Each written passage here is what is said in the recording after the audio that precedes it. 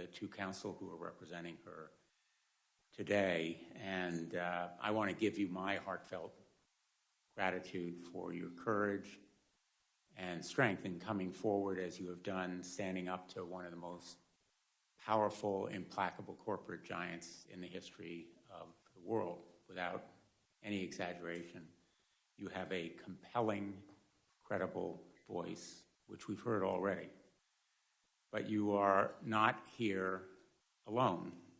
You're armed with documents and evidence. And you speak volumes, as they do, about how Facebook has put profits ahead of people. Among other revelations, the information that you have provided to Congress is powerful proof that Facebook knew its products were harming teenagers. Facebook exploited teens using powerful algorithms that amplified their insecurities and abuses through what it found was an addict's narrative. There is a question, which I hope you will discuss, as to whether there is such a thing as a safe algorithm. Facebook saw teens creating secret accounts that are often hidden from their parents as unique value proposition. In their words, a unique value proposition. A way to drive up numbers for advertisers and shareholders at the expense of safety. And it doubled down on targeting children, pushing products on preteens, not just teens, but preteens, that it knows are harmful to our kids' mental health and well-being. Instead of telling parents, Facebook concealed the facts. It sought to stonewall and block this information from becoming public, including to this committee when Senator Blackburn and I specifically asked the company. And still, even now, as of just last Thursday, when a Facebook witness came before this committee, it has refused disclosure or even to tell us when it might decide whether to disclose additional documents. And they've continued their tactics even after they knew the destruction it caused. It isn't just that they made money from these practices, but they continued to profit from them. Their profit was more important than the pain that they caused. Last Thursday, the message from Ms. Antigone Davis, Facebook's global head of safety, was simple. Quote, "This research is not a bombshell," end quote. And she repeated the line, "Not a bombshell." Well, this research is the very definition of a bombshell. Facebook and big tech are facing a big tobacco moment, a moment of reckoning. The parallel is striking. I sued Big Tobacco as Connecticut's Attorney General. I helped to lead the states in that legal action, and I remember very, very well the moment in the course of our litigation when we learned of those files that showed not only that Big Tobacco knew that its product caused cancer, but that they had done the research, they concealed the files, and now we knew, and the world knew. And big tech now faces that Big Tobacco jaw-dropping moment of truth. It is documented proof that Facebook knows its products can be addictive and toxic to children. And it's not just that they made money, again. It's that they valued their profit more than the pain that they cause to children and their families. The damage to self-interest and self-worth inflicted by Facebook today will haunt a generation.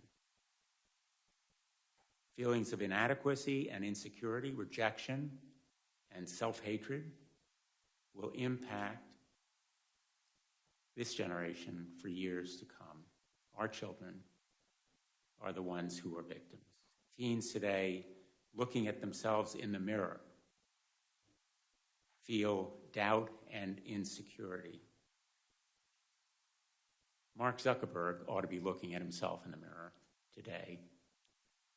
And yet, rather than taking responsibility and showing leadership, Mr. Zuckerberg is going sailing. His new modus operandi, no apologies, no admission, no action, nothing to see here. Mark Zuckerberg, you need to come before this committee. You need to explain to Frances Haugen, to us, to the world, and to the parents of America what you were doing and why you did it. Instagram's business model is pretty straightforward. More eyeballs, more dollars. Everything Facebook does is to add more users and keep them on their apps for longer.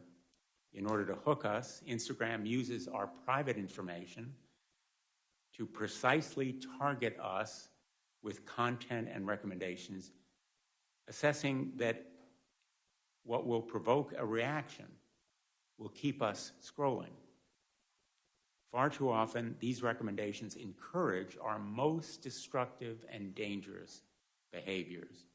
As we showed on Thursday, we created a fake account, my office and I did, as a teen interested in extreme dieting and eating disorders. Instagram latched onto that teenager's initial insecurities. It then pushed more content and recommendations, glorifying eating disorders. That's how Instagram's algorithms can push teens into darker and darker places. Facebook's own researchers called it Instagram's, quote, perfect storm, exacerbating downward spirals. Facebook, as you have put it, Ms. Haugen, so powerfully, maximizes profits and ignores pain. Facebook's failure to acknowledge and to act makes it morally bankrupt. Again and again, Facebook rejected reforms recommended by its own researchers.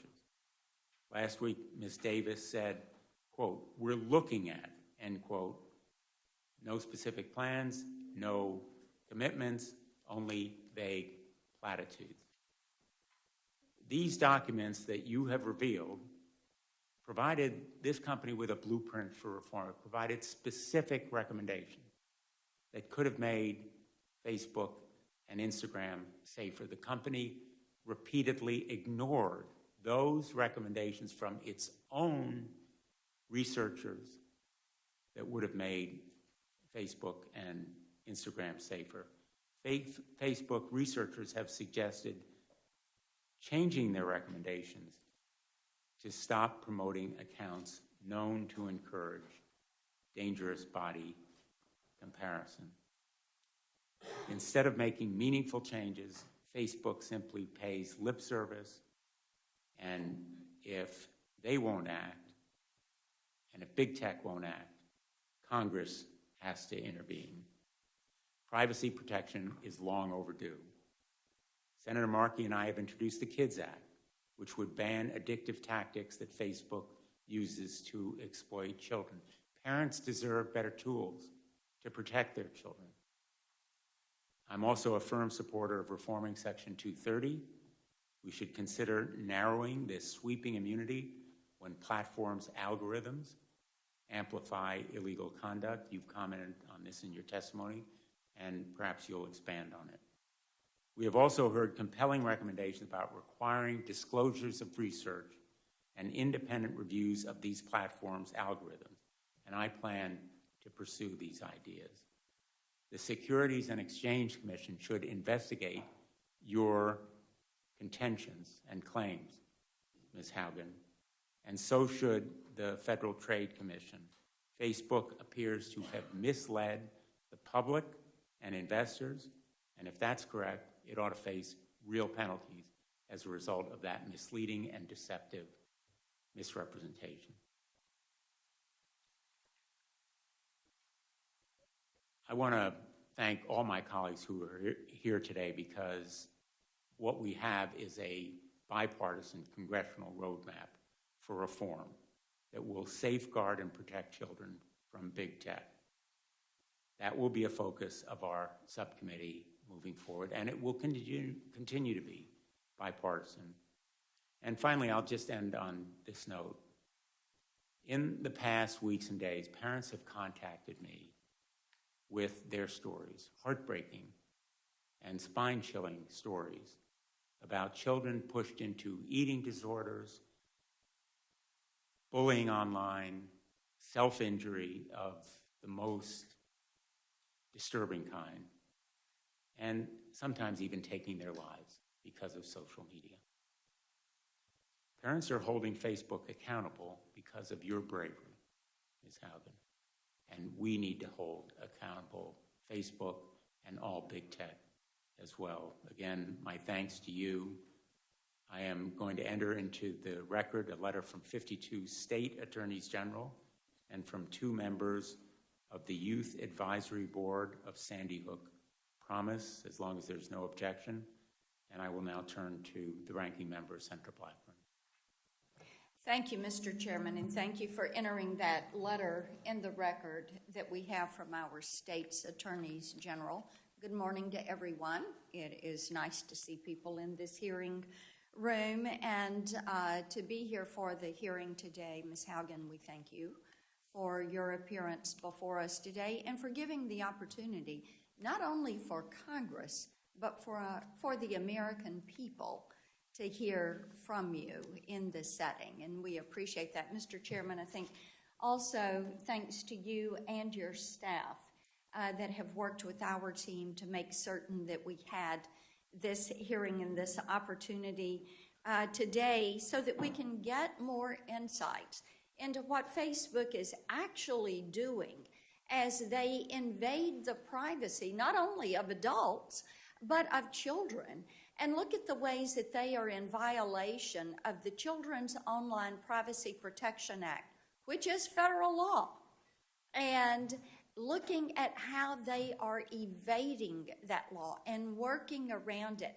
And as the chairman said, privacy and online privacy, passing a federal privacy standard has been long in the works. I filed my first privacy bill when I was in the House back in 2012, and I think that it will be this Congress and this subcommittee that is going to lead the way to online privacy, data security, Section 230 reforms, and of course Senator Klobuchar always wants to talk about antitrust. And I have to give a nod. Senator Markey is down there. When we were in the House, we were probably 2 of the only ones who were talking about the need to have a federal privacy standard. Now, as the chairman mentioned, last week we heard from Ms. Davis, who heads global safety for Facebook. And it was surprising to us that what she tried to do was to minimize the information that was in these documents, to minimize the research, and to minimize the knowledge that Facebook had. At one point, I even reminded her the research was not third-party research. The research was there, Facebook's internal research. So they knew what they were doing. They knew where the violations were, and they know they are guilty. They know this. Their research tells them this. Last week, in advance of our hearing, Facebook released 2 studies and said that the Wall Street Journal was all wrong. They had just gotten it wrong, as if the Wall Street Journal did not know how to read these documents and how to work through this research. Having seen the data that you've presented and the other studies that Facebook did not publicly share, I feel pretty confident that it's Facebook who has done the misrepresenting to this committee. Here are some of the numbers that Facebook chose not to share. And Mr. Chairman, I think it's important that we look at these as we talk about the setting for this hearing, what we learned last week, what you and I have been learning over the past 3 years about big tech and Facebook. And here you go, 66% of teen girls on Instagram and 40% of teen boys experience negative social comparisons. This is Facebook's research. 52% of teen girls who experienced negative social comparison on Instagram said it was caused by images related to beauty. Social comparison is worse on Instagram because it is perceived as real life, but based on celebrity standards. Social comparison mimics the grief cycle and includes a downward emotional spiral encompassing a range of emotions from jealousy to self-proclaimed body dysmorphia. Facebook addiction, which Facebook calls conveniently problematic use, is most severe in teens, peaking at age 14. Here's what else we know. Facebook is not interested in making significant changes to improve kids' safety on their platforms, at least not when that would result in losing eyeballs on posts or decreasing their ad revenues. In fact, Facebook is running scared, as they know that, in their own words, young adults are less active and less engaged on Facebook, and that they are running out of teens to add to Instagram.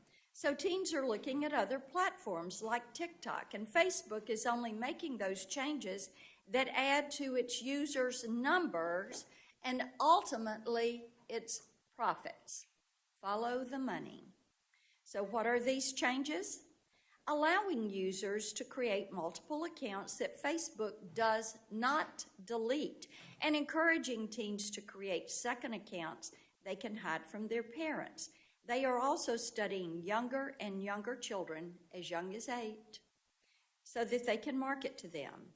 And while Ms. Davis says that kids below 13 are not allowed on Facebook or Instagram, we know that they are, because she told us that they recently had deleted 600,000 accounts from children under age 13.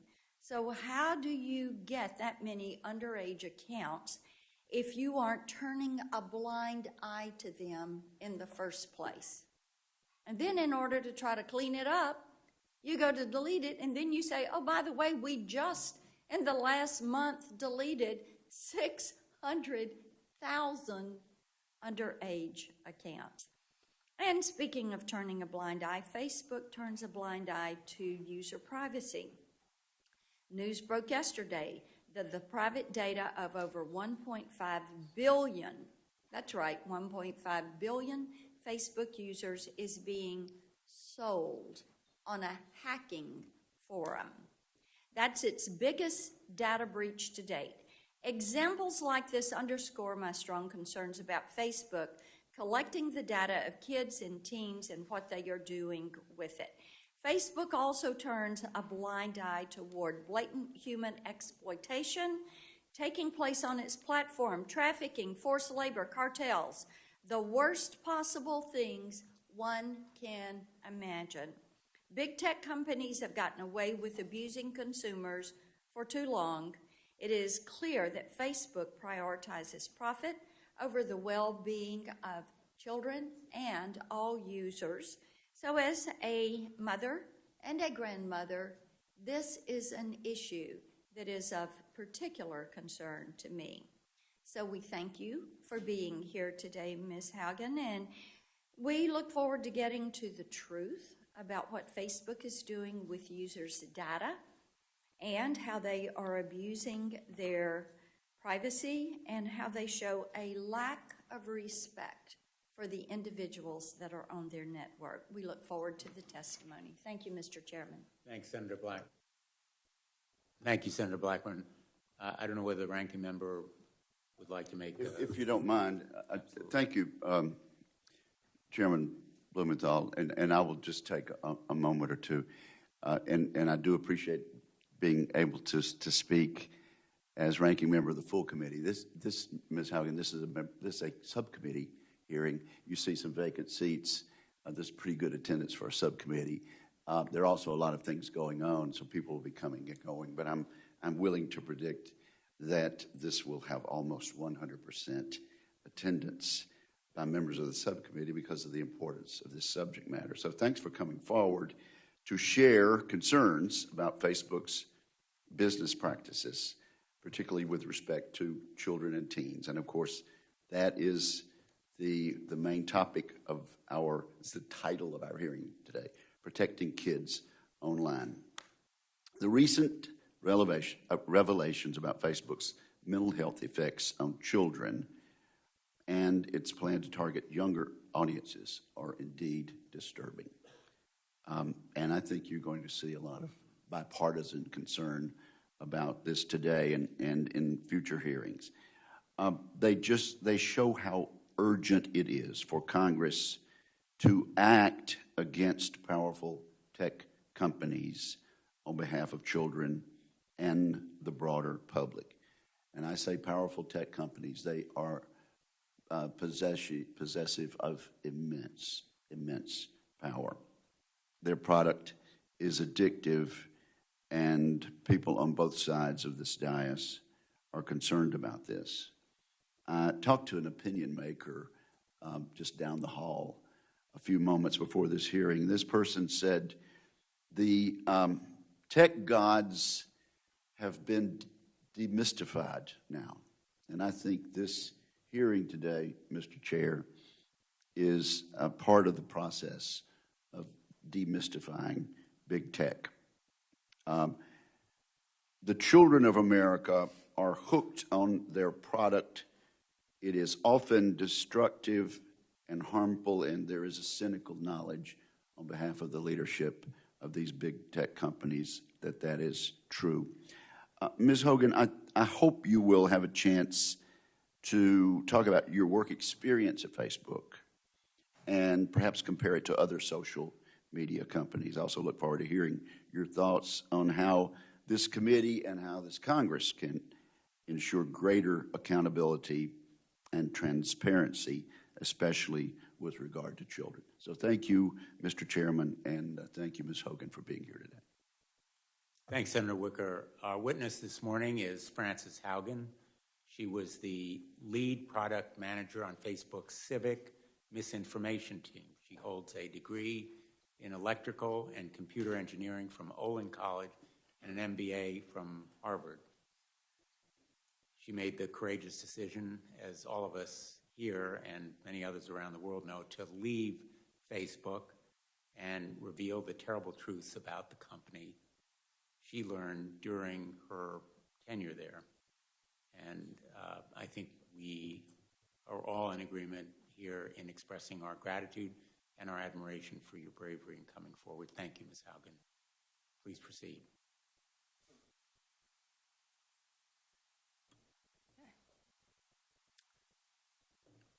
Good afternoon, Chairman Blumenthal, Ranking Member Blackburn, and members of the subcommittee. Thank you for the opportunity to appear before you. My name is Frances Haugen. I used to work at Facebook. I joined Facebook because I think Facebook has the potential to bring out the best in us. But I'm here today because I believe Facebook's products harm children, stoke division, and weaken our democracy. The company's leadership knows how to make Facebook and Instagram safer, but won't make the necessary changes because they have put their astronomical profits before people. Congressional action is needed. They won't solve this crisis without your help. Yesterday, we saw Facebook get taken off the internet. I don't know why it went down, but I know that for more than 5 hours, Facebook wasn't used to deepen divides, destabilize democracies, and make young girls and women feel bad about their bodies. It also means that millions of small businesses weren't able to reach potential customers, and countless photos of new babies weren't joyously celebrated by family and friends around the world. I believe in the potential of Facebook. We can have social media we enjoy that connects us without tearing apart our democracy, putting our children in danger, and sowing ethnic violence around the world. We can do better. I have worked as a product manager at large tech companies since 2006, including Google, Pinterest, Yelp, and Facebook.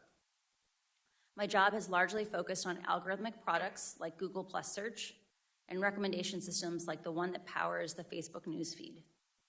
Having worked on 4 different types of social networks, I understand how complex and nuanced these problems are.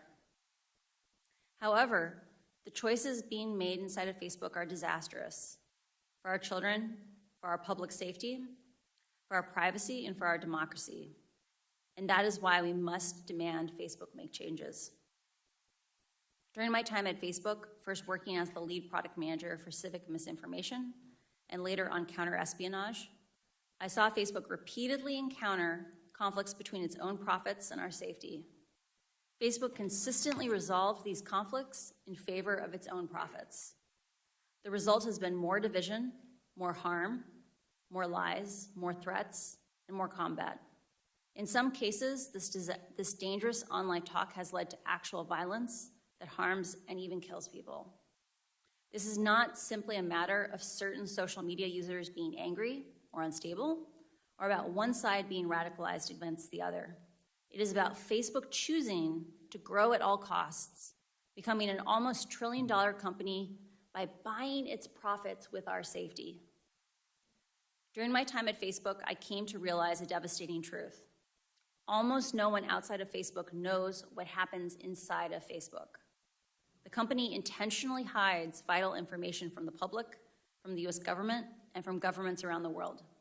The documents I have provided to Congress prove that Facebook has repeatedly misled the public about what its own research reveals about the safety of children, the efficacy of its artificial intelligence systems, and its role in spreading divisive and extreme messages. I came forward because I believe that every human being deserves the dignity of the truth.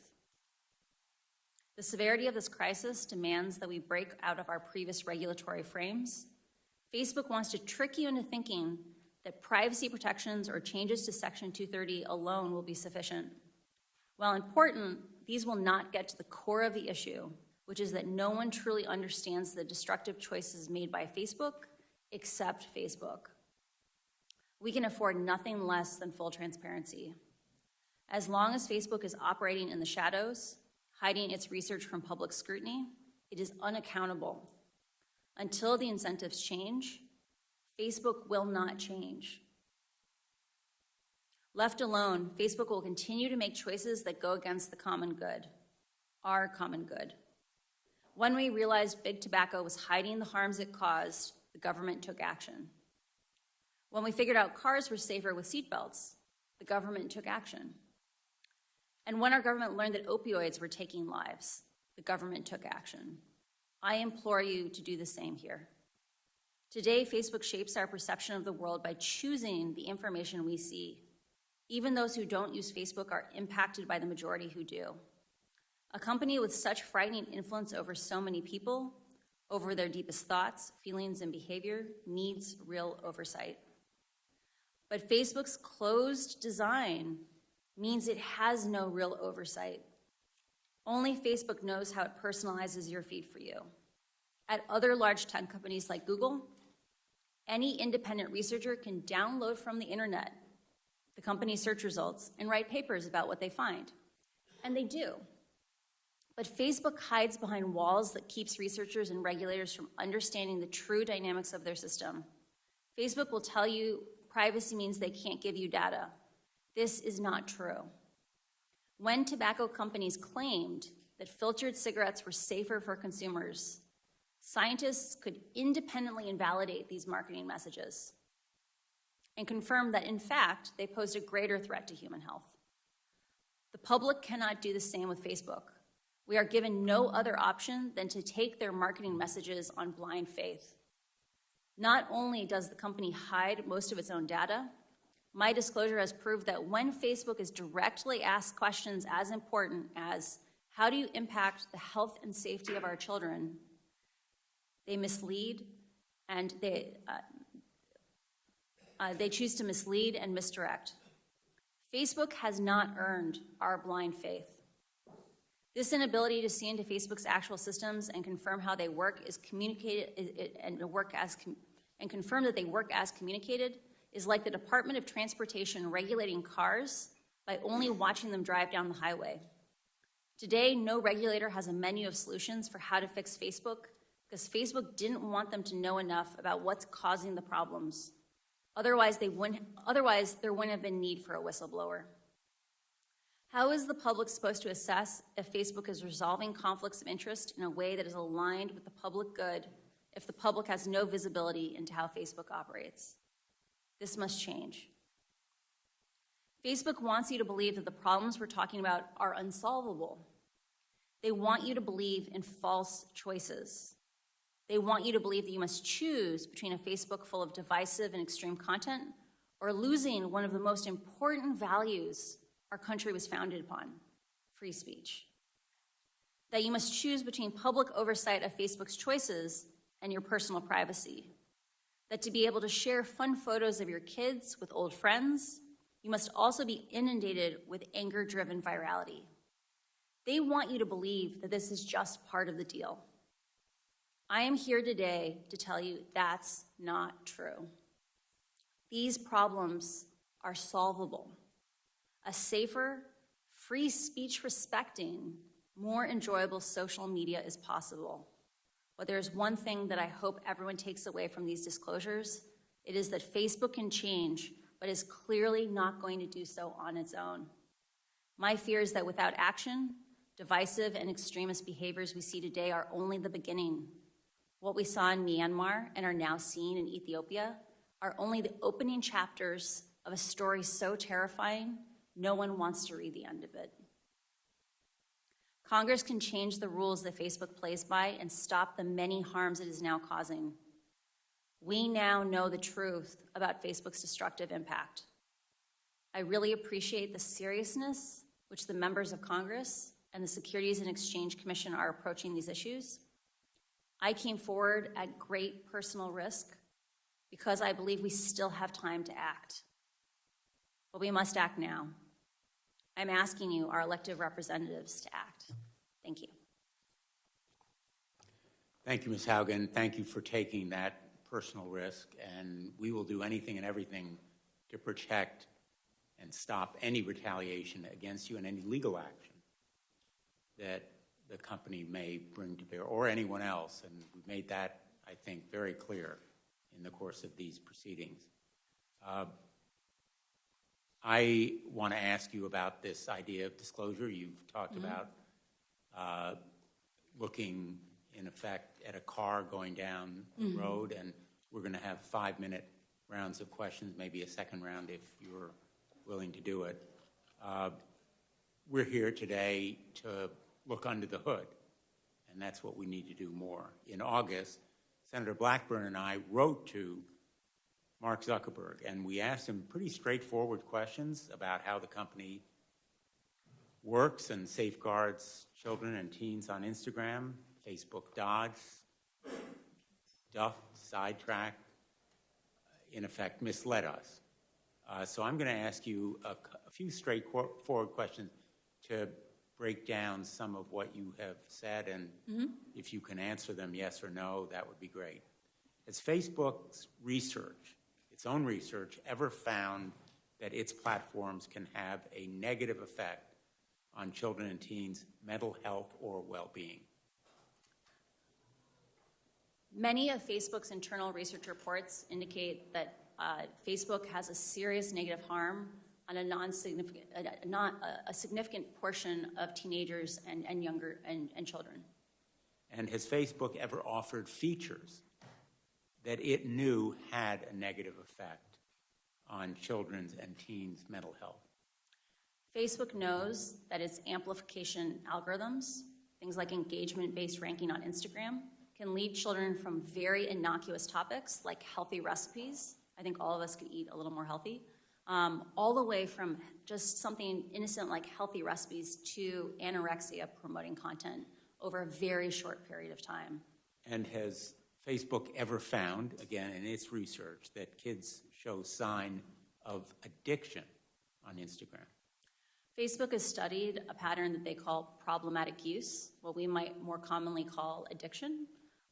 It has a very high bar for what it believes it is. It says you self-identify that you don't have control over your usage, and that it is materially harming your health, your schoolwork, or your physical health. 5 to 6% of 14-year-olds have the self-awareness to admit both those questions. It is likely that far more than 5 to 6% of 14-year-olds are addicted to Instagram. Last Thursday, my colleagues and I asked Ms. Davis, who was representing Facebook, about how the decision would be made whether to pause permanently Instagram for kids. And she said, quote, "There's no one person who makes a decision like that. We think about it that collaboratively." It's as though she couldn't mention Mark Zuckerberg's name. Isn't he the one who will be making this decision from your experience in the company? Mark holds a very unique role in the tech industry in that he holds over 55% of all the voting shares for Facebook. There are no similarly powerful companies that are as unilaterally controlled. And in the end, the buck stops with Mark. There's no one currently holding Mark accountable but himself. And Mark Zuckerberg, in effect, is the algorithm designer-in-chief, correct? I received an MBA from Harvard, and they emphasized to us that we are responsible for the organizations that we build. Mark has built an organization that is very metrics-driven. It is intended to be flat. There is no unilateral responsibility. The metrics make the decision. Unfortunately, that itself is a decision. And in the end, if he is the CEO and the chairman of Facebook, he is responsible for those decisions. The buck stops with him. The buck stops with him.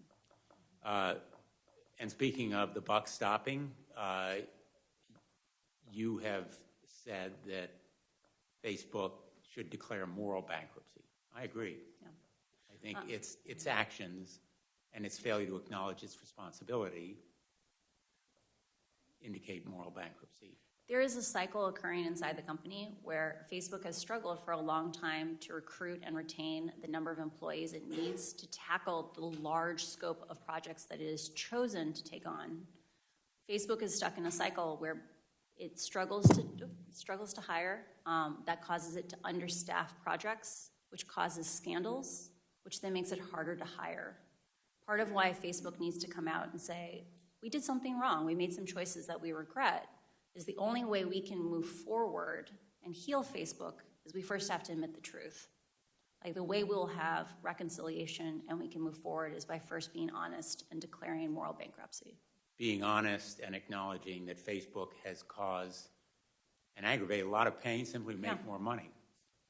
And it has profited off spreading disinformation and misinformation and sowing hate.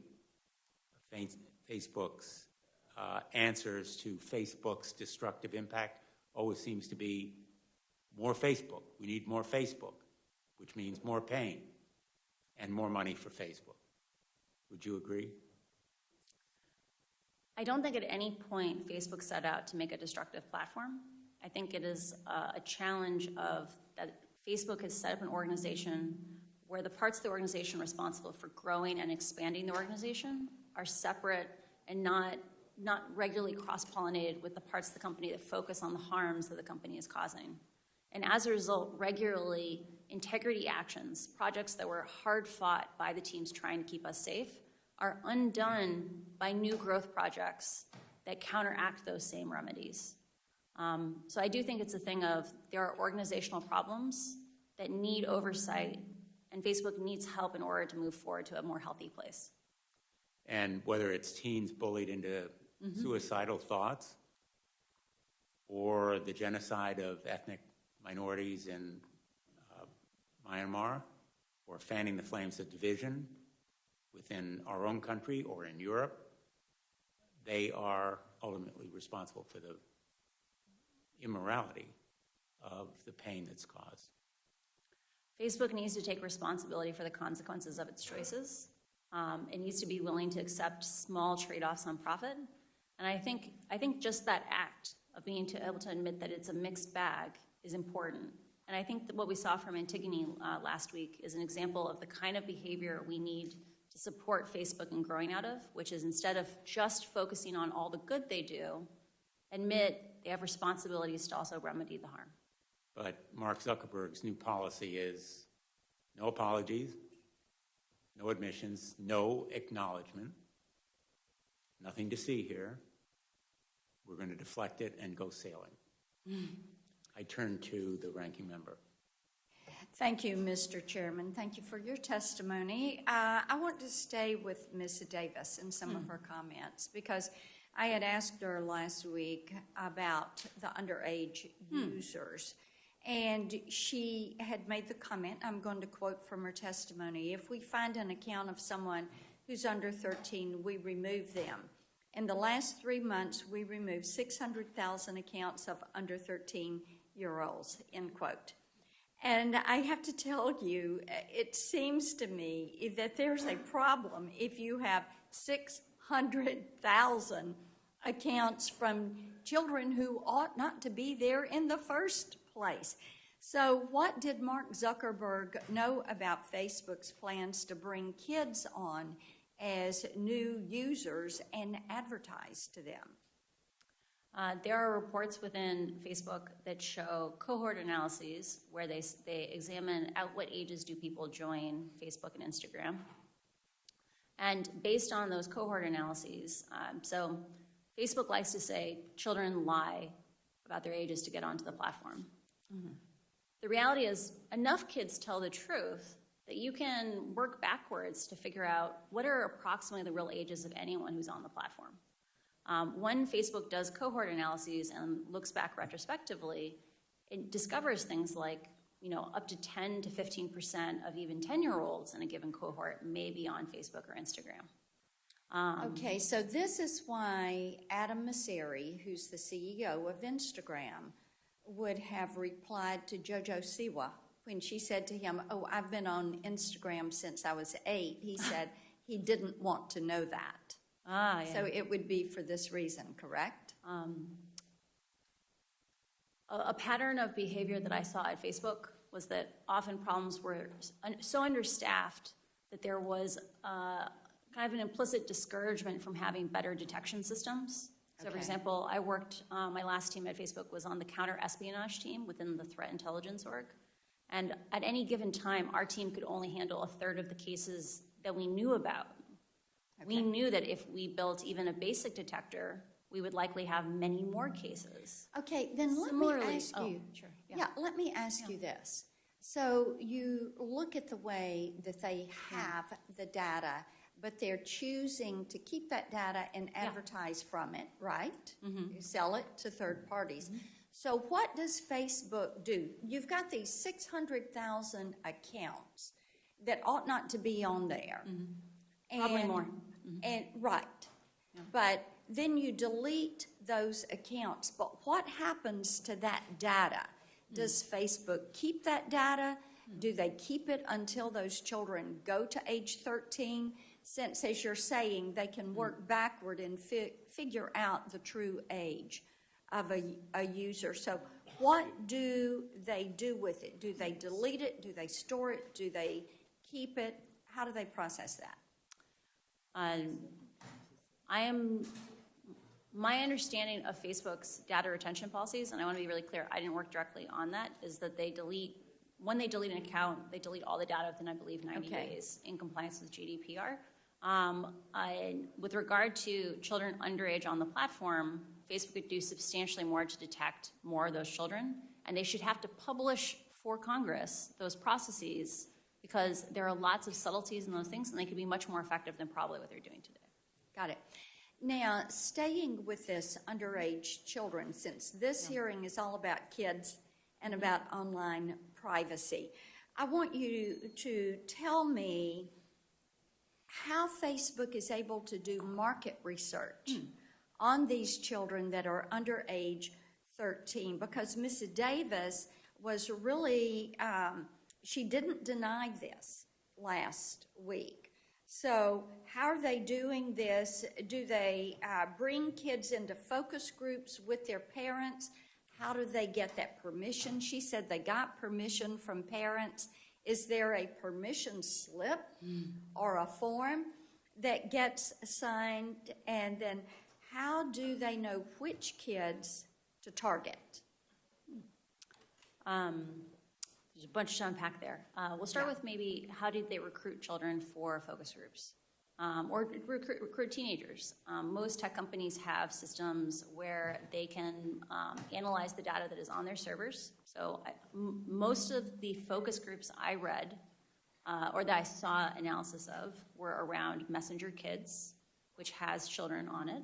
And those focus groups appear to be children interacting in person.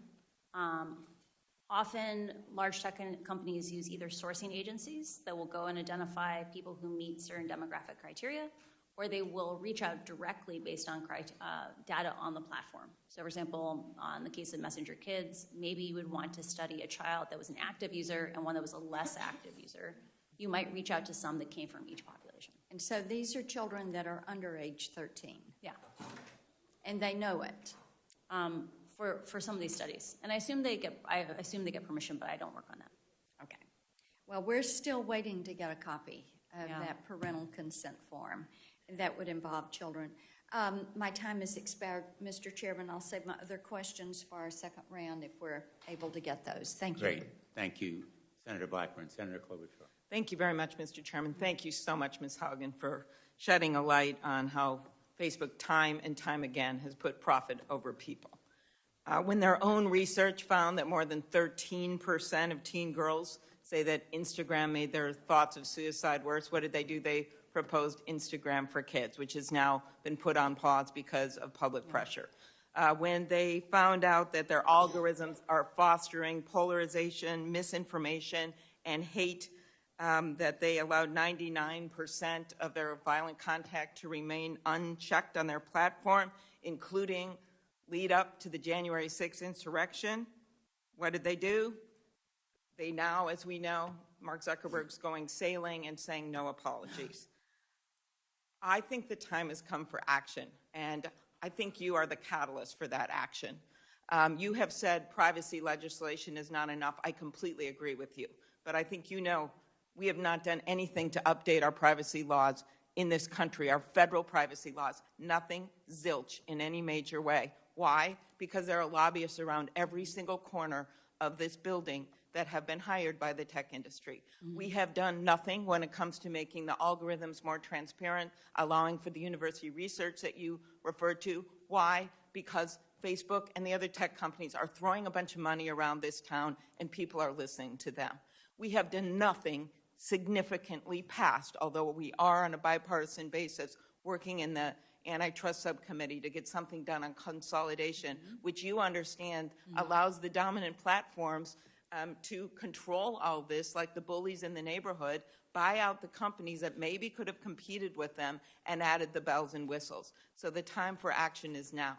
So I'll start with something that I asked Facebook's head of safety when she testified before us last week. I asked her how they estimate the lifetime value of a user for kids who start using their products before they turn 13. She evaded the question and said, that's not the way we think about it. Is that right, or is it your experience that Facebook estimates and puts a value on how much money they get from users in general? I'll get to kids in a second. Is that a motivating force for them? Based on what I saw in terms of allocation of integrity spending, so one of the things disclosed in the Wall Street Journal was that I believe it's like 87% of all the misinformation spending is spent on English, but only about like 9% of the users are English speakers. It seems that Facebook invests more in users who make them more money, even though the danger may not be evenly distributed based on profitability. Does it make sense that having a younger person get hooked on social media at a young age makes them more profitable over the long term as they have a life ahead of them? Facebook's internal documents talk about the importance of getting younger users, for example, tweens, onto Instagram, like Instagram Kids, because they need to have, they know that children bring their parents online and things like that. And so they understand the value of younger users for the long-term success of Facebook. Facebook reported advertising revenue to be $51.58 per user last quarter in the U.S. and Canada. When I asked Ms. Davis how much of that came from Instagram users under 18, she wouldn't say. Do you think that teens are profitable for their company? I would assume so, based on advertising for things like television. You get much substantially higher advertising rates for customers who don't yet have preferences or habits. And so I'm sure they are some of the more profitable users on Facebook, but I do not work directly on that. Another major issue that's come out of this, eating disorders. Studies have found that eating disorders actually have the highest mortality rate of any mental illness for women. And I led a bill on this with Senators Capito and Baldwin that we passed into law. And I'm concerned that this algorithms that they have pushes outrageous content, promoting anorexia and the like. I know it's personal to you. Do you think that their algorithms push some of this content to young girls? Facebook knows that the engagement-based ranking, the way that they pick the content in Instagram for young users, for all users, amplifies preferences. And they have done something called a proactive incident response, where they take things that they've heard. For example, like, can you be led by the algorithms to anorexia content? And they have literally recreated that experiment themselves and confirmed, yes, this happens to people. So Facebook knows that they are leading young users to anorexia content. Do you think they are deliberately designing their product to be addictive beyond even that content? Facebook has a long history of having a successful and very effective growth division, where they take little tiny tweaks and they constantly are trying to optimize it to grow. Those kinds of stickiness could be construed as things that facilitate addiction. Right. Last thing I'll ask is, we've seen this same kind of content in the political world. You brought up other countries and what's been happening there. On 60 Minutes, you said that Facebook implemented safeguards to reduce misinformation ahead of the 2020 election, but turned off those safeguards right after the election. And you know that the insurrection occurred January 6th. Do you think that Facebook turned off the safeguards because they were costing the company money, because it was reducing profits? Facebook has been emphasizing a false choice. They've said the safeguards that were in place before the election implicated free speech. The choices that were happening on the platform were really about how reactive and twitchy was the platform, right? Like, how viral was the platform? And Facebook changed those safety defaults in the run-up to the election because they knew they were dangerous. And because they wanted that growth back, they wanted the acceleration of the platform back after the election, they returned to their original defaults. And the fact that they had to break the glass on January 6th and turn them back on, I think that's deeply problematic. Agree. Thank you very much for your bravery in coming forward. Senator Thune. Thank you, Mr. Chair and Ranking Member Blackburn. I've been arguing for some time that it is time for Congress to act, and I think the question is always, what is the correct way to do it, the right way to do it, consistent with our First Amendment right to free speech. Totally. This committee doesn't have jurisdiction over the antitrust issue. That's the Judiciary Committee, and I'm not averse to looking at the monopolistic nature of Facebook, honestly. I think that's a real issue that needs to be examined and perhaps addressed as well. But at least under this committee's jurisdiction, there are a couple of things I think we can do. And I have a piece of legislation, and Senators Blackburn and Blumenthal are both co-sponsors, called the Filter Bubble Transparency Act. And essentially what it would do is give users the options to engage with social media platforms without being manipulated by these secret formulas that essentially dictate the content that you see when you open up an app or log on to a website. We also, I think, need to hold big tech accountable by reforming Section 230. And one of the best opportunities, I think, to do that, at least in a bipartisan way, is the Platform Accountability and Consumer Transparency, or the PACT Act, and that's legislation that I've co-sponsored with Senator Schatz, which, in addition to stripping Section 230 protections for content that a court determines to be illegal, the PACT Act would also increase transparency and due process for users around the content moderation process. And importantly, in the context we're talking about today with this hearing, with a major big tech whistleblower, the PACT Act would explore the viability of a federal program for big tech employees to blow the whistle on wrongdoing inside the companies where they work. In my view, we should encourage employees in the tech sector like you to speak up about questionable practices of big tech companies, so we can, among other things, ensure that Americans are fully aware of how social media platforms are using artificial intelligence and opaque algorithms to keep them hooked on the platform. So let me, Ms. Haugen, just ask you, we've learned from the information that you've provided that Facebook conducts what's called engagement-based ranking, which you've described as very dangerous. Could you talk more about why engagement-based ranking is dangerous, and do you think Congress should seek to pass legislation like the Filter Bubble Transparency Act that would give users the ability to avoid engagement-based ranking altogether? Facebook is going to say, you don't want to give up engagement-based ranking. You're not going to like Facebook as much if we're not picking out the content for you. That's just not true. There are a lot of, Facebook likes to present things as false choices, like you have to choose between having lots of spam. Like let's say imagine we ordered our feeds by time, like on iMessage or on, there are other forms of social media that are chronologically based. They're going to say, you're going to get spammed, like you're not going to enjoy your feed. The reality is that those experiences have a lot of permutations. There are ways that we can make those experiences where computers don't regulate what we see. We together socially regulate what we see.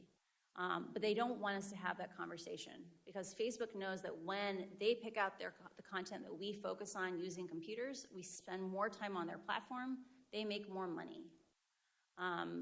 The dangers of engagement-based ranking are that Facebook knows that content that elicits an extreme reaction from you is more likely to get a click, a comment, or reshare.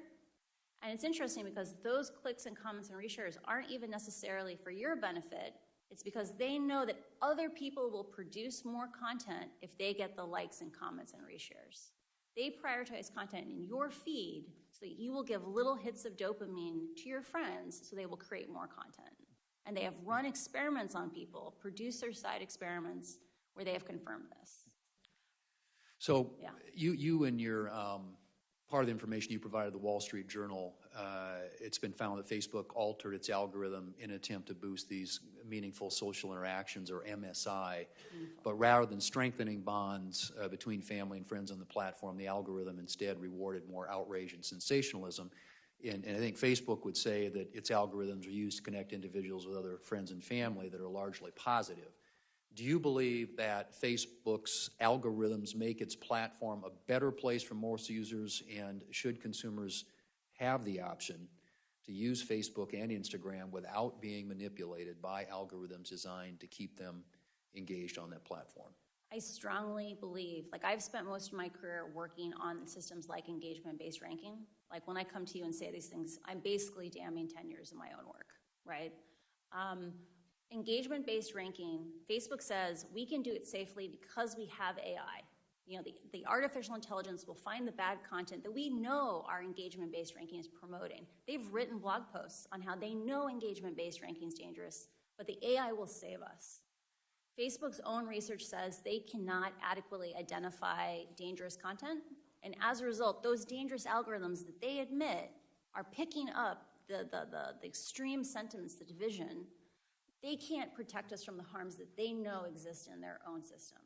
And so I don't think it's just a question of saying, should people have the option of choosing to not be manipulated by their algorithms?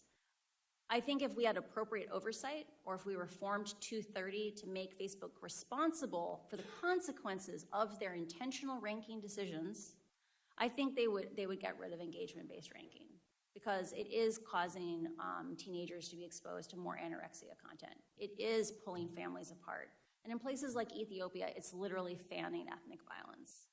I encourage reform of these platforms, not picking and choosing individual ideas, but instead making the platforms themselves safer, less twitchy, less reactive, less viral, because that's how we scalably solve these problems. Thank you. Ms. Chair, I would simply say let's get to work. So we got some things we can do here. Thanks. I agree. Thank you. Senator Schatz. Thank you, Mr. Chairman, Ranking Member. Thank you for your courage in coming forward. Was there a particular moment when you came to the conclusion that reform from the inside was impossible and that you decided to be a whistleblower?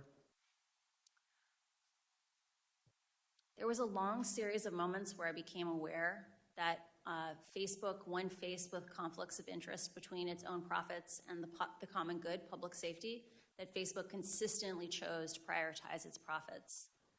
I think the moment at which I realized we needed to get help from the outside, that the only way these problems would be solved is by solving them together, not solving them alone, was when civic integrity was dissolved following the 2020 election.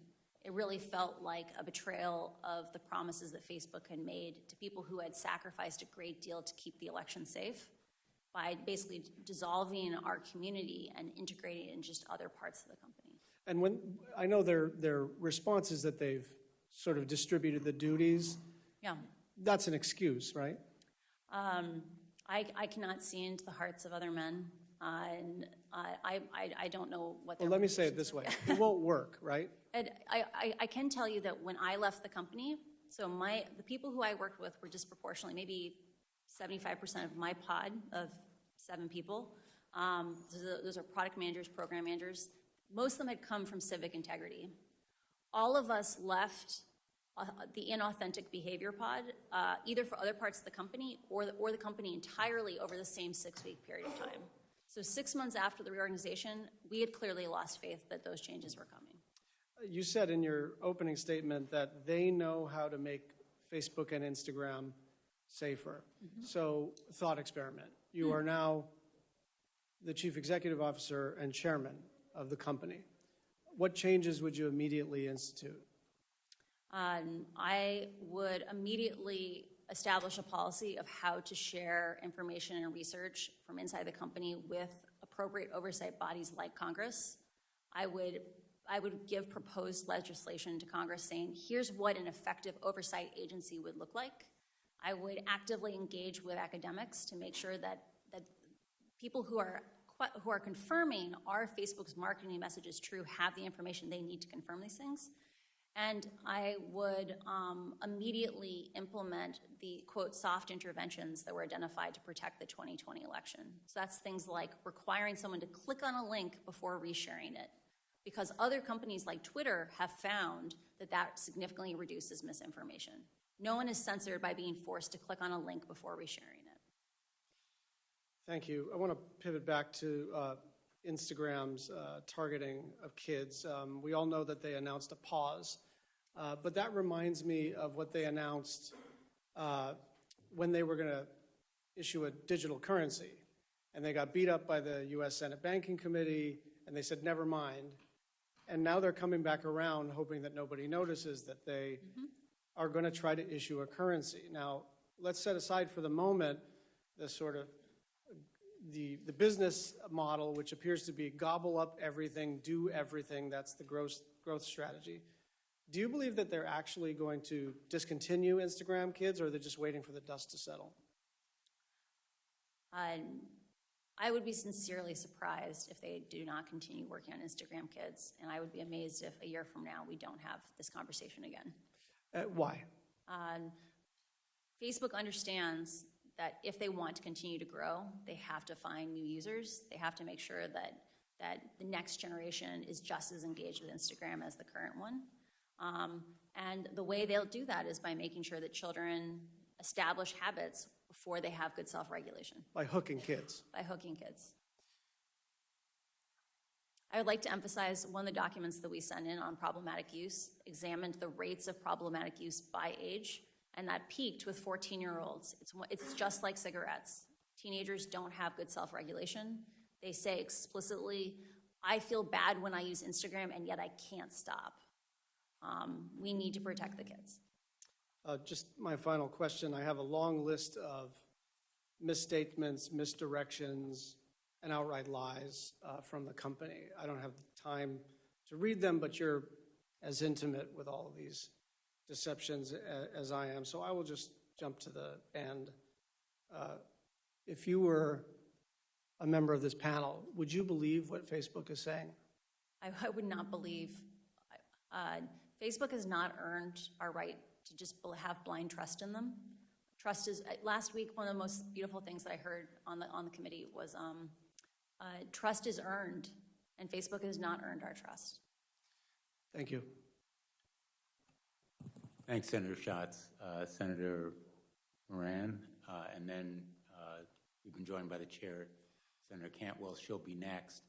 We're going to break at about 11:30, if that's okay, because we have a vote. Okay. And then we'll reconvene. Okay. Mr. Chairman, thank you. The conversation so far reminds me that you and I ought to resolve our differences and introduce legislation. So as Senator Thune said, let's go to work. Our differences are very minor, or they seem very minor in the face of the revelations that we've now seen. So I'm hoping we can move forward, Senator Moran. I share that view, Mr. Chairman. Thank you. Thank you very much for your testimony. What examples do you know? We've talked about particularly children, teenage girls in specifically, but what other examples do you know about where Facebook or Instagram knew its decisions would be harmful to its users, but still proceeded with the plan and executed those harmful behavior? Facebook's internal research is aware that there are a variety of problems facing children on Instagram that are, they know that severe harm is happening to children. For example, in the case of bullying, Facebook knows that Instagram dramatically changes the experience of high school. So when we were in high school, or when I was in high school, most kids You looked at me and changed your wording. Sorry. When I was in high school, most kids have positive home lives. Like, it doesn't matter how bad it is at school. Kids can go home and reset for 16 hours. Kids who are bullied on Instagram, the bullying follows them home. It follows them into their bedrooms. The last thing they see before they go to bed at night is someone being cruel to them, or the first thing they see in the morning is someone being cruel to them. Kids are learning that their own friends, like people who they care about them, are cruel to them. Like, think about how that's going to impact their domestic relationships when they become 20-somethings or 30-somethings, to believe that people who care about you are mean to you. Facebook knows that parents today, because they didn't experience these things, they never experienced this addictive experience with a piece of technology, they give their children bad advice. They say things like, why don't you just stop using it? And so that Facebook's own research is aware that children express feelings of loneliness and struggling with these things because they can't even get support from their own parents. I don't understand how Facebook can know all these things and not escalate it to someone like Congress for help and support in navigating these problems. Let me ask the question in a broader way. Besides teenagers or besides girls or besides youth, are there other practices at Facebook or Instagram that are known to be harmful but yet are pursued?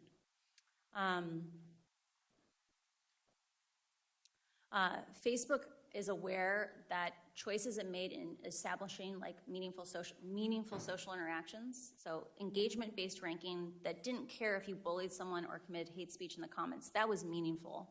They know that change directly changed publishers' behavior, that companies like BuzzFeed wrote in and said, the content is most successful on our platform is some of the content we're most ashamed of. You have a problem with your ranking, and they did nothing. They know that politicians are being forced to take positions they know their own constituents don't like or approve of because those are the ones that get distributed on Facebook. That's a huge, huge negative impact. Facebook also knows that they have admitted in public that engagement-based ranking is dangerous without integrity and security systems, but then not rolled out those integrity and security systems to most of the languages in the world. And that's what's causing things like ethnic violence in Ethiopia. Thank you for your answer. What is the magnitude of Facebook's revenues or profits that come from the sale of user data? Oh, I'm sorry. I've never worked on that. I'm not aware. Thank you. What regulations or legal actions by Congress or by administrative action do you think would have the most consequence or would be feared most by Facebook, Instagram, or allied companies? I strongly encourage reforming Section 230 to exempt decisions about algorithms, right? So modifying 230 around content, I think, it's very complicated because user-generated content is something that companies have less control over. They have 100% control over their algorithms. And Facebook should not get a free pass on choices it makes to prioritize growth and virality and reactiveness over public safety. they shouldn't get a free pass on that because they're paying for their profits right now with our safety. So I strongly encourage reform of 230 in that way. I also believe there needs to be a dedicated oversight body, because right now the only people in the world who are trained to analyze these experiments, to understand what's happening inside of Facebook, are people who grew up inside of Facebook or Pinterest or another social media company. And there needs to be a regulatory home where someone like me could do a tour of duty after working at a place like this and have a place to work on things like regulation, to bring that information out to the oversight boards that have the right to do oversight. A regulatory agency within the federal government. Yes. Thank you very much. Thank you, Chairman. Senator Cantwell. Thank you, Mr. Thank you, Chairman. Senator Moran. Thank you for holding this hearing, and I think my colleagues have brought up a lot of important issues, and so I think I just want to continue on that vein. First of all, the Privacy Act that I introduced along with several of my colleagues actually does have FTC oversight of algorithm transparency. In some instances, I'd hope you take a look at that and tell us what other areas you think we should add to that level of transparency. But clearly that's the issue at hand here, I think, in your coming forward, so thank you again for your willingness to do that. The documentation that you say now exists is the level of transparency about what's going on that people haven't been able to see. And so your information that you say has gone up to the highest levels at Facebook is that they purposely knew that their algorithms were continuing to have misinformation and hate information, and that when presented with information about this terminology, downstream MSI, meaningful social information, knowing that it was this choice, you could continue this wrong-headed information, hate information about the Rohingya, or you could continue to get higher click-through rates. And I know you said you don't know about profits, but I'm pretty sure you know that on a page. Yeah. If you click through that next page, I'm pretty sure there's a lot more ad revenue than if you didn't click through. So you're saying that documents exist, that at the highest level at Facebook, you had information discussing these two choices, and that people chose, even though they knew that it was misinformation and hurtful and maybe even causing people lives, they continued to choose profit. We have submitted documents to Congress outlining Mark Zuckerberg was directly presented with a list of, quote, soft interventions. So a hard intervention is like taking a piece of content off Facebook, taking a user off Facebook. Soft interventions are about making slightly different choices to make the platform less viral, less twitchy. Mark was presented with these options and chose to not remove downstream MSI in April of 2020, even though even just isolated in at-risk countries, that's countries at risk of violence, if it had any impact on the overall MSI metric. So he chose... Which in translation means less money. Yeah, he said... Right? Was there another reason given why they would do it other than they thought it would really affect their numbers? I don't know for certain. Like Jeff Horowitz, the reporter for the Wall Street Journal, and I struggled with this because we sat there and read these minutes and we're like, how is this possible? Like, we've just read 100 pages on how downstream MSI expands hate speech, misinformation, violence inciting content, graphic violent content. Why wouldn't you get rid of this? And the best theory that we've come up with, and I want to emphasize this is just our interpretation on it, is people's bonuses are tied to MSI. Right? Like, people stay or leave the company based on what they get paid. And, like, if you hurt MSI, a bunch of people weren't going to get their bonuses. So you're saying that this practice even still continues today? Like, we're still in this environment. I'm personally very frustrated by this because we presented information to Facebook from one of my own constituents in 2018 talking about this issue with the Rohingya, pleading with the company. Yeah. We pleaded with the company, and they continue to not address this issue. Now, you're pointing out that these same algorithms are being used, and they know darn well in Ethiopia that it's causing and inciting violence. And again, they are still today choosing profit over taking this information down. Is that correct? When rioting began in the United States in the summer of last year, they turned off downstream MSI only for when they detected content was health content, which is probably COVID, and civic content. But Facebook's own algorithms are bad at finding this content. It's still in the raw form for 80, 90% of even that sensitive content. In countries where they don't have integrity systems in the local language, and in the case of Ethiopia, there are 100 million people in Ethiopia in 6 languages. Facebook only supports 2 of those languages for integrity systems. This strategy of focusing on language-specific, content-specific systems, AI to save us, is doomed to fail. I need to get to one of them. First of all, I'm sending a letter to Facebook today. They better not delete any information as it relates to the Rohingya or investigations about how they proceeded on this, particularly in light of your information or the documents. But aren't we also now talking about advertising fraud? Aren't you selling something to advertisers that's not really what they're getting? We know about this because of the newspaper issues. We're trying to say that journalism that basically has to meet a different standard, a public interest standard, that basically is out there basically proving every day, or they can be sued. These guys are a social media platform that doesn't have to live with that. And then the consequences, they're telling their advertisers that this was we see it. We see it. People are coming back to the local journalism because they're like, we want to be with a trusted brand. We don't want to be in, your website. So I think your finding for the SEC is an interesting one, but I think that we also have to look at what are the other issues here. And one of them is, did they defraud advertisers in telling them this was the advertising content that you were going to be advertising in, when in reality it was something different. It was based on a different model.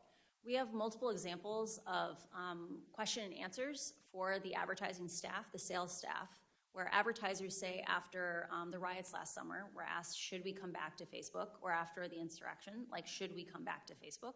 And Facebook said in their talking points that they gave to advertisers, we're doing everything in our power to make this safer, or we take down all the hate speech when we find it. But Facebook's own and that was not true. That was not true. They get 3 to 5% of hate speech. Thank you. Thank you, Mr. Chairman. Thanks, Senator Cantwell. And if you want to make your letter available to other members of the committee, I'd be glad to join you myself. Thank you. And thank you. Thank you for suggesting it. Thank you. Senator Lee. Thank you, Mr. Chairman, and thank you, Ms. Haugen, for joining us this week. It's very, very helpful. We're grateful that you're willing to make yourself available. Last week, we had another witness from Facebook, Ms. Davis. She came and she testified before this committee, and she focused on, among other things, the extent to which Facebook targets ads to children, including ads that are either sexually suggestive or geared toward adult-themed products or themes in general. Now, I appreciated her willingness to be here. I didn't get the clearest answers in response to some of those questions, and so I'm hoping that you can help shed some light on some of those issues related to Facebook's advertising processes here today. As we get into this, I want to first read you a quote that I got from Ms. Davis last week. Here's what she said during her questioning. Quote, "When we do ads to young people, there are only 3 things that an advertiser can target around: age, gender, location. We also prohibit certain ads to young people, including weight loss ads. We don't allow tobacco ads at all, meaning to young people. We don't allow them to children. We don't allow them to minors," close quote. Now, since that exchange happened last week, there are a number of individuals and groups, including a group called the Technology Transparency Project, or TTP, that have indicated that that part of her testimony was inaccurate, that it was false. TTP noted that TTP had conducted an experiment just last month, and their goal was to run a series of ads that would be targeted to children ages 13 to 17, to users in the United States. Now, I want to emphasize that TTP didn't end up running these ads. They stopped them from being distributed to users. But Facebook did, in fact, approve them. And as I understand it, Facebook approved them for an audience of up to 9.1 million users, all of whom were teens.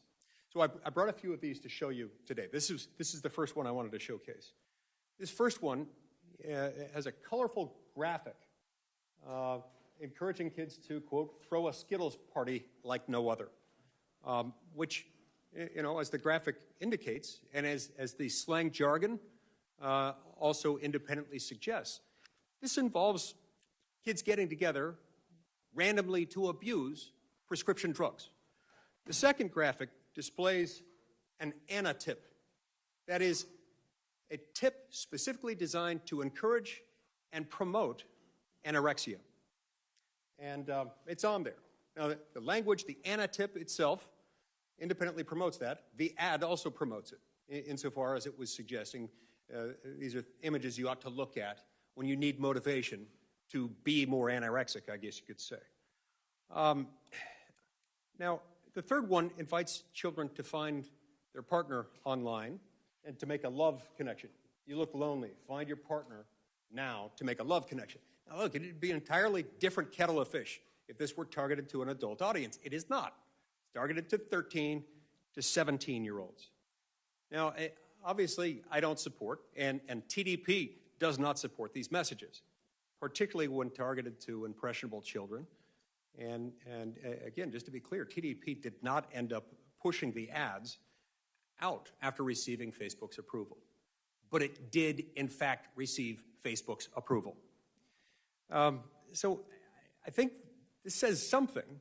One could argue that it proves that Facebook is allowing and perhaps facilitating the targeting of harmful adult-themed ads to our nation's children. So could you please explain to me, Ms. Haugen, how these ads with a target audience of 13 to 17-year-old children, how would they possibly be approved by Facebook? And is AI involved in that? I did not work directly on the ad approval system. What was resonant for me about your testimony is Facebook has a deep focus on scale.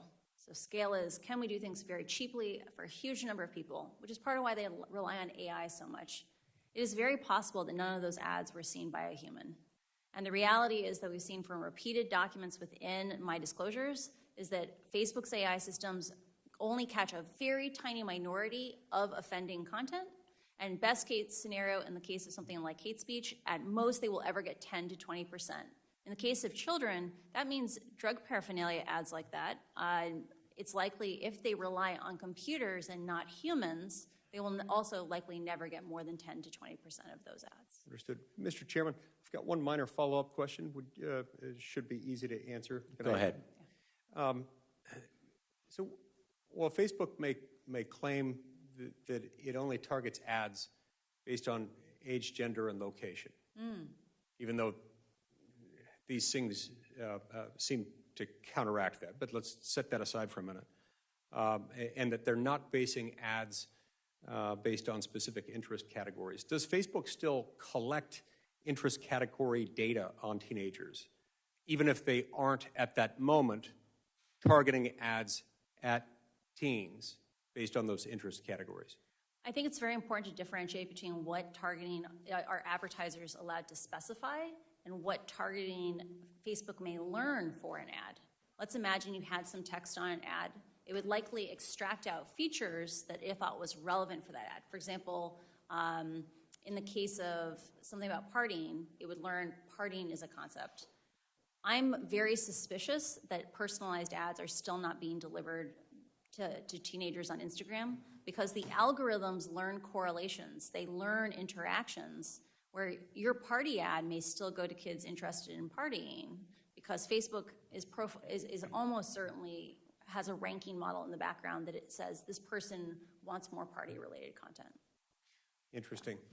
Thank you. That's very helpful. And what that suggests to me is that while they're saying they're not targeting teens with those ads, the algorithm might do some of that work for them, which might explain why they collect the data even while claiming that they're not targeting those ads in that way. I can't speak to whether or not that's the intention, but the reality is it's very, very, very difficult to understand these algorithms today. And over and over and over again, we saw these biases the algorithms unintentionally learn. And so, yeah, it's very hard to disentangle out these factors as long as you have engagement-based ranking. Thank you, Ms. Haugen. Thank you very much, Senator Lee. Senator Markey. Thank you, Mr. Chairman, very much. Thank you, Ms. Haugen.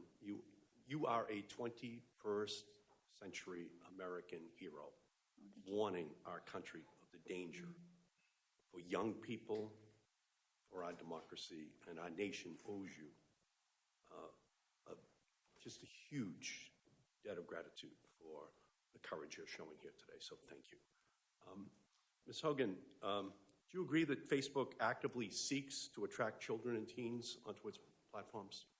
And Facebook actively markets to children under the age of 18 to get on Instagram, and definitely targets children as young as 8 to be on in Messenger Kids. An internal Facebook document from 2020 that you revealed reads, "Why do we care about tweens? They are a valuable but untapped audience." So Facebook only cares about children to the extent that they are of monetary value. Last week, Facebook's global head of safety, Antigone Davis, told me that Facebook does not allow targeting of certain harmful content to teens. Ms. Davis stated, "We don't allow weight loss ads to be shown to people under the age of 18. Yet, a recent study found that Facebook permitted targeting of teens as young as 13 with ads that showed a young woman's thin waist promoting websites that glorify anorexia."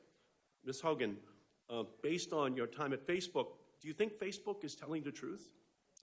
I think Facebook has focused on scale over safety, and it is likely that they are using artificial intelligence to try to identify harmful ads without allowing the public oversight to see what is the actual effectiveness of those safety systems. You unearthed Facebook's research about its harm to teens. Did you raise this issue with your supervisors?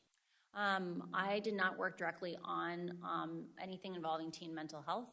This research was freely available to anyone in the company. Ms. Davis testified last week, quote, "We don't allow tobacco ads at all. We don't allow them to children either. We don't allow alcohol ads to minors. However, researchers also found that Facebook does allow targeting of teens with ads on vaping." Ms. Haugen, based on your time at Facebook, do you think Facebook is telling the truth? I do not have context on that issue. I assume that if they are using artificial intelligence to catch those vape ads, unquestionably ads are making its way through. Okay. So from my perspective, listening to you and your incredibly courageous revelations time and time again, Facebook says one thing and does another. Time and time again, Facebook fails to abide by the commitments that they had made. Time and time again, Facebook lies about what they are doing. Yesterday, Facebook had a platform outage, but for years it has had a principles outage. Its only real principle is profit. Facebook's platforms are not safe for young people. As you said, Facebook is like big tobacco, enticing young kids with that first cigarette, that first social media account designed to hook kids as users for life. Ms. Haugen, your whistleblowing shows that Facebook uses harmful features that quantify popularity, push manipulative influencer marketing, amplify harmful content to teens. And last week in this committee, Facebook wouldn't even commit to not using these features on 10-year-olds. Facebook is built on computer codes of misconduct. Senator Blumenthal and I have introduced the Kids Internet Design and Safety Act, the KIDS Act. You have asked us to act as a committee. And Facebook has scores of lobbyists in the city right now coming in right after this hearing to tell us we can't act. And they've been successful for a decade in blocking this committee from acting. So let me ask you a question. The Kids Internet Design and Safety Act, or the KIDS Act, here's what the legislation does. It includes outright bans on children's app features that, one, quantify popularity with likes and follower counts, promotes promotes influencer marketing, and three, that amplifies toxic posts, and that it would prohibit Facebook from using its algorithms to promote toxic posts. Should we pass that legislation? I strongly encourage reforms that push us towards human-scale social media and not computer-driven social media. Those amplification harms are caused by computers choosing what's important to us, not our friends and family.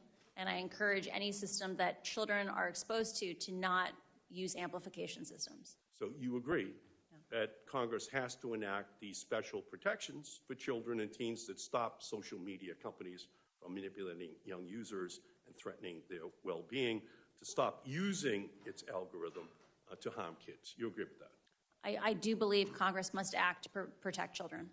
And children and teens also need a privacy online Bill of Rights. I'm the author of the Children's Online Privacy Protection Act of 1998. But it's only for kids under 13 because the industry stopped me from making it age 16 in 1998 because it was already their business model. But we need to update that law for the 21st century. Tell me if this should pass. One, create an online eraser button so that young users can tell websites to delete the data they've collected about them. Two, give young teens under the age of 16 and their parents control of their information. And three, ban targeted ads to children. I support all those actions. Thank you. And finally, I've also introduced the Algorithmic Justice and Online Platform Transparency Act, which would, one, open the hood on Facebook and big text algorithms so we know how Facebook is using our data to decide what content we see, and two, ban discriminatory algorithms that harm vulnerable populations online, like showing employment and housing ads to white people, but not to black people in our country. Should Congress pass that bill? Algorithmic bias issues are a major issue for our democracy. During my time at Pinterest, I became very aware of the challenges of, like I mentioned before, it's difficult for us to understand how these algorithms actually act and perform. Facebook is aware of complaints today by people like African Americans saying that Reels doesn't give African Americans the same distribution as white people.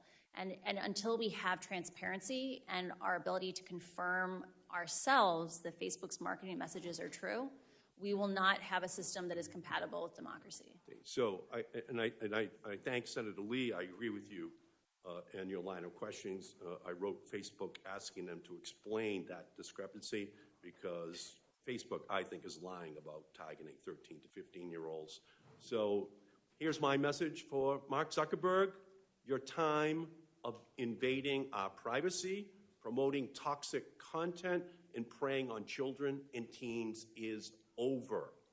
Congress will be taking action. You can work with us or not work with us, but we will not allow your company to harm our children and our families and our democracy any longer. Thank you, Ms. Haugen. We will act. Thanks, Senator Markey. We're going to turn to Senator Blackburn, and then we will take a break.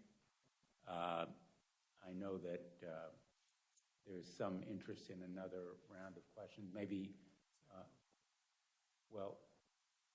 maybe we'll turn to Senator Lujan for his questions before. Well, we've got Cruz and Scott.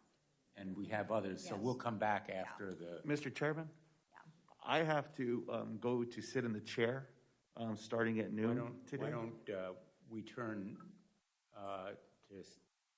You had one question? I do. I have one question. This relates to what Mr. Markey was asking. Does Facebook ever employ child psychologists or mental health professionals to deal with these children online issues that we're discussing? Facebook has many researchers with PhDs. I assume some of them are, I know that some have psychology degrees. I'm not sure if they are child specialists. Facebook also works with external agencies that are specialists at children's rights online.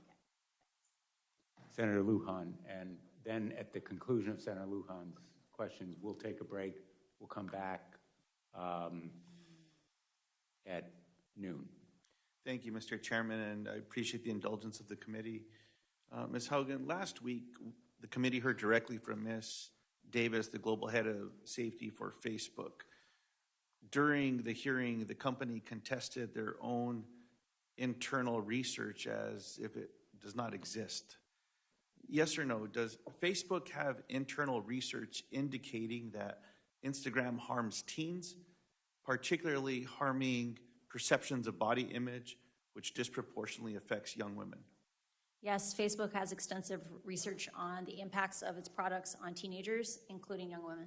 Thank you for confirming these reports.